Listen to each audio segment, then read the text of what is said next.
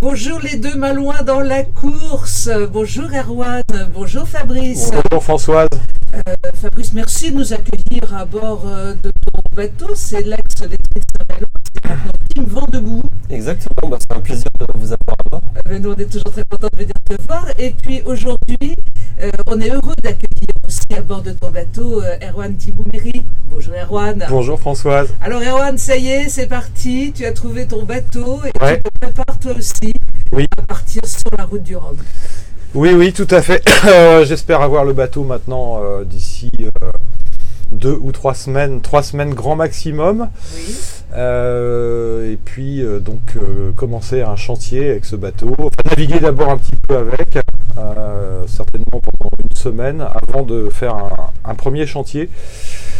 Un mois et demi, 2 mois grand maximum, je l'espère, pour une mise à l'eau opérationnelle du coup fin avril, début mai.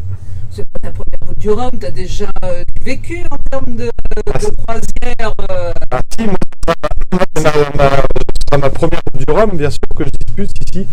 Bon, d'autres très belles courses entre temps, Saint-Malo, entre autres. Oui, il y a longtemps, c'était il y a 10 ans, en 2008, effectivement, sur ce même bateau d'ailleurs. Donc j'ai fait Québec-Saint-Malo avec Victoria Star. Et puis voilà, 10 ans après, une transat dans l'autre sens, cette fois-ci, puis en solitaire, contrairement à la dernière fois. Une belle aventure. Oui, j'espère, une très belle aventure. Moi, ça fait longtemps qu'on pense en tant que Malouin souvent à cet événement. Ouais, j'espère une très belle aventure, très hâte surtout d'avoir mon bateau et puis de commencer à naviguer avec. On part pas sur une route comme ça, sur une course transatlantique en solitaire, sans avoir répondu à un cahier des charges de l'organisateur. Et tu me disais tout à l'heure, le cahier des charges est vraiment durci depuis la dernière fois. Oui, c'est un petit peu le désir des organisateurs, on pense.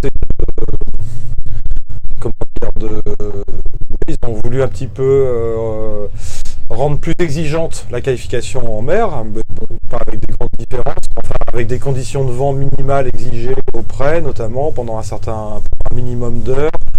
Je crois que la distance doit être un petit peu allongée, et puis notamment après, pendant la course, surtout d'avoir une seule escale autorisée, contrairement à la fois où on pouvait s'arrêter 2 fois ou 3 fois. Cette fois-ci, il faut vraiment, plus que jamais, partir avec un bateau qui ne doit pas avoir besoin de s'arrêter. Il faut vraiment être très près.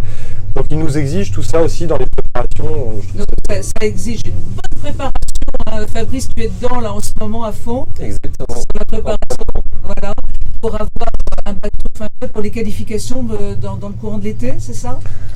Les qualifications, ça commence un peu, c'est au libre choix de chacun.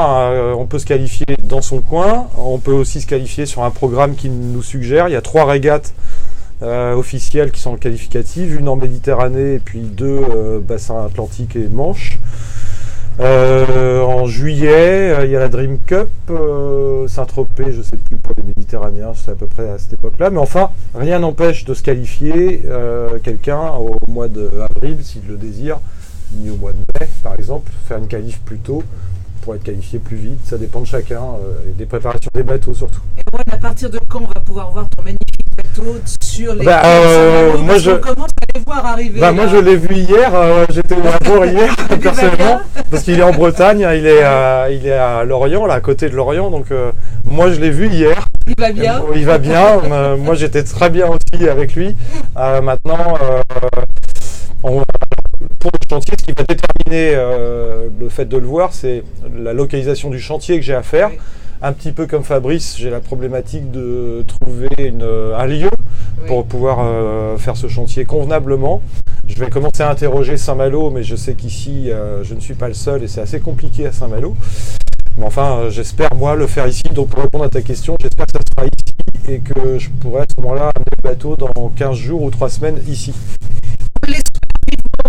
Dans ce bateau avec impatience, on va pouvoir l'admirer avec toi. On reviendra dès qu'il arrive. Ah bah oui, vous serez les bienvenus. Et puis hop, on vient faire quelques images. Ok. Merci beaucoup Fabrice de nous avoir merci, reçus à François. bord de ton beau bateau. C'est presque un bateau de légende là dans lequel on se trouve. Hein. Il a fait des courses exceptionnelles avec un retour Québec-Saint-Malo qui a été épique il y a quelques années de ça. Hein. C'est vrai. On avait plus de safran, donc on a passé 10 jours sans gouvernail à se diriger Super de manière bateau. originale. Hein. Ouais, super bateau. Allez, merci à vous deux et puis à très bientôt sur les Malouins dans la course. Merci À beaucoup bientôt. Françoise, Merci. à bientôt.